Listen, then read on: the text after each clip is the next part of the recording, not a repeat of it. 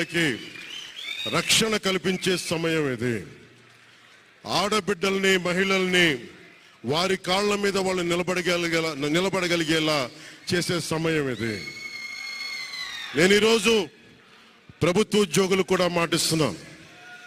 Contributory pension scheme నేను చెప్పాను, నేను బాధ్యత తీసుకున్నాను,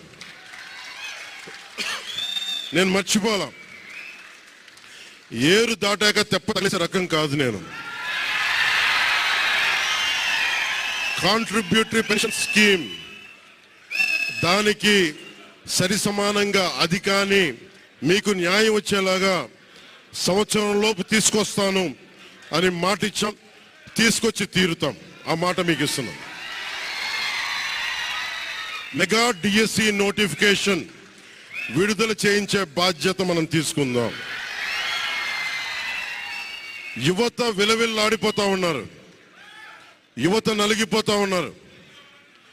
మీ చదువులకి తగ్గ ఉద్యోగాలు కానీ, మీ స్కిల్స్ని పెంపొందించి మీకు ఉద్యోగాలు కానీ, నేను మీకు చెప్తున్నా, నాకు చాలా పెద్ద బాధ్యత ఇచ్చారు ప్రజలు. ఈ రోజున మామూలు బాధ్యత ఇవ్వాల.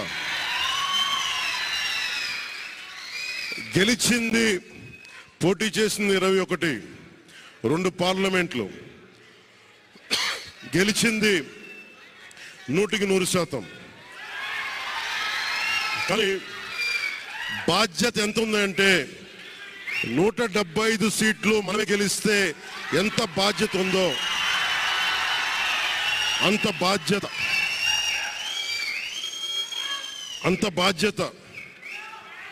బాధ్యతతో మేము పనిచేస్తాం.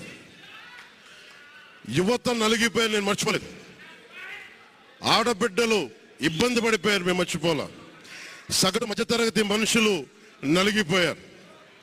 రోడ్లు వెయ్యేలా గుంతలు వేశారు, అరాచకం చేశారు. అవన్నీ శాంతి భద్రతలు చాలా చాలా బలంగా ఉంటాయి, మీకు నేను మాటిస్తున్నాను. అతి తక్కువ వ్యవస్థల్లో రాజకీయ ప్రమేయం చాలా తక్కువ ఉండేలాగా, అధికారుల్ని వారి పని చేసుకునేలాగా ఈ ప్రభుత్వం ఉంటుంది, కూటమి ప్రభుత్వం ఉంటుంది. రైతుకి కష్టం వస్తే హక్కును చేర్చుకునే ప్రభుత్వం తప్ప తిరస్కారంగా చిన్నచూపు చేసే ప్రభుత్వం అవ్వదు మనకి ఈ కూటమి ప్రభుత్వం.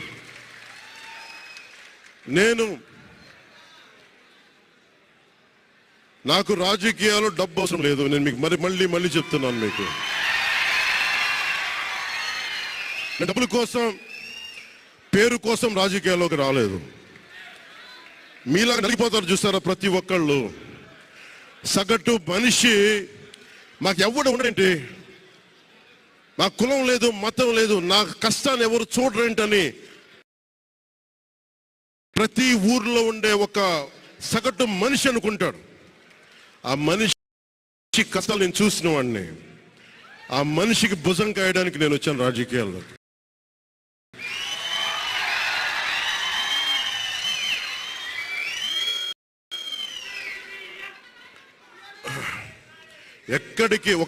ఎక్కడికి ఓడిపోయాను 2019లో ఓడిపోతే నా మానసిక స్థితి ఎలా ఉందో ఆ రోజున, ఈరోజు గెలిచినప్పుడు కూడా నా మానసిక స్థితి అలాగుంది. అంతే ధైర్యంతో ఉన్నా.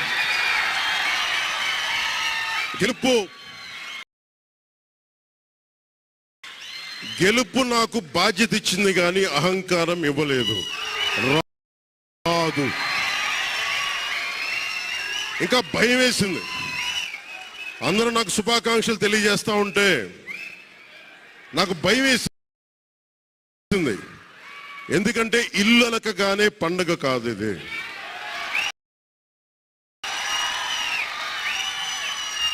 ఇల్లు అలకగానే పండగ కాదు.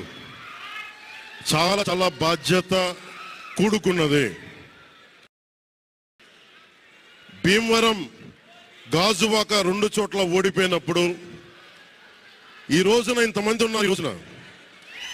ఆ రోజున